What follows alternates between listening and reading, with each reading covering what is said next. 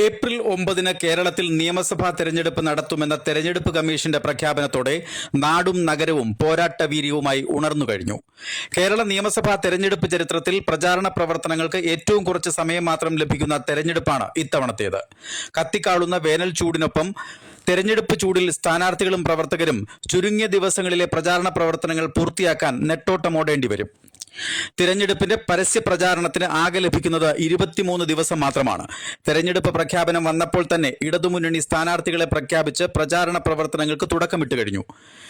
LDF പ്രവർത്തകർ സ്ഥാനാർത്ഥികളുമായി road ഷോയും നടത്തി. പുനലൂരിൽ LDF സ്ഥാനാർത്ഥി CPIയിലെ C അജയപ്രസാദ് പ്രചാരണ പ്രവർത്തനങ്ങൾ ആരംഭിച്ചു കഴിഞ്ഞു. എന്നാൽ മണ്ഡലത്തിലെ UDF NDA സ്ഥാനാർത്ഥികളെ ഇനിയും പ്രഖ്യാപിച്ചിട്ടില്ല. തിരഞ്ഞെടുപ്പ് പ്രചാരണ പ്രവർത്തനങ്ങളിൽ LDF ക്യാമ്പ് സജീവമായപ്പോഴും UDF NDA ക്യാമ്പുകൾ മൗനം തുടരുകയാണ്. ആരാണ് UDFന്റെയും NDAയുടെയും സ്ഥാനാർത്ഥികൾ എന്നതിൽ ഒരു വ്യക്തതയും ഇനിയും വന്നിട്ടില്ല. മുസ്ലിം ലീഗ് പുനലൂർ സീറ്റ് വിട്ടു നൽകുമെന്നതിൽ ഇനിയും തീർപ്പുണ്ടായിട്ടുമില്ല. ചടയമംഗലം മുസ്ലിം ലീഗ് എടുത്താൽ പുനലൂർ മണ്ഡലം കോൺഗ്രസിന് ലഭിക്കുമെന്ന പ്രതീക്ഷയാണുള്ളത്. കോൺഗ്രസിൽ സൈമൺ അലക്സിനാണ് സീറ്റ് ലഭിക്കാൻ സാധ്യത കൂടുതൽ. ക്രിസ്ത്യൻ വോട്ട് ബാങ്കുകൾ ലക്ഷ്യമിട്ടാണ് കോൺഗ്രസിന്റെ ഈ നീക്കം.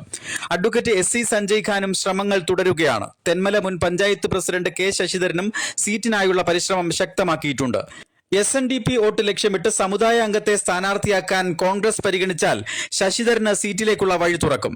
നെൽസൺ സെബാസ്റ്റ്യൻ, C വിജയകുമാർ, ഷിഹാബുദ്ദീൻ കാര്യത്ത് തുടങ്ങിയ പേരുകളും ഉയർന്നു കേട്ടിരുന്നു. കോൺഗ്രസിന്റെ ആദ്യഘട്ട സ്ഥാനാർത്ഥി പട്ടിക തിങ്കളാഴ്ച ഡൽഹിയിൽ പ്രഖ്യാപിക്കുന്നതിൽ പുനലൂരും ഉണ്ടാകുമെന്ന പ്രതീക്ഷയാണ് കോൺഗ്രസ് ക്യാമ്പിനുള്ളത്. ഘടകകക്ഷി സീറ്റ് വിഭജന ചർച്ചകൾ പൂർത്തിയാക്കാത്തതാണ് കോൺഗ്രസിന്റെ സ്ഥാനാർത്ഥി പട്ടിക ഇത്രയേറെ വൈകാൻ ഇടയാക്കിയത്. ചൊവ്വാഴ്ച NDAയുടെ സ്ഥാനാർത്ഥികളെ പ്രഖ്യാപിക്കും. വിജയപ്രതീക്ഷയില്ലെങ്കിലും വോട്ട് വിഹിതം വർദ്ധിപ്പിക്കാനാണ് BJPയുടെ ലക്ഷ്യം. ഈ വോട്ടുമാറ്റം LDF UDF സ്ഥാനാർത്ഥികൾക്ക് ജയപരാജയങ്ങൾക്ക് നിർണായകമായേക്കും. വിജയം ആവർത്തിക്കുമെന്ന ആത്മവിശ്വാസത്തിൽ LDF തെരഞ്ഞെടുപ്പ് കളം നിറയുമ്പോൾ സ്ഥാനാർത്ഥി ആരായാലും അട്ടിമറി വിജയം ഇക്കുറി നേടുമെന്നാണ് UDF നേതൃത്വം പറയുന്നത്. Fox TV news bureau, Punalur.